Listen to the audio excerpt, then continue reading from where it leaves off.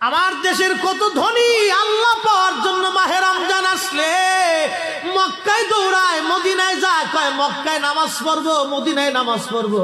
1 রাকাত নামাজে 1 লক্ষ রাকাতের সওয়াব, 1 রাকাত নামাজে 50,000 রাকাতের সওয়াব। উমরা করে মক্কায় কাটায় সময় মদিনায় কাটায়, মক্কায় কোরআন খতম দিতে চায়, মদিনায় কোরআন খতম দিতে চায়।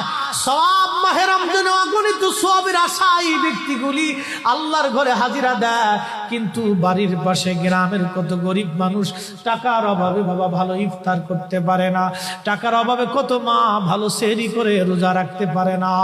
এই ধনীরা এই গরিব মানুষের ঘরে খাবার না দিয়ে আল্লাহরে পাওয়ার জন্য মক্কা মদিনায় দৌড়ায়।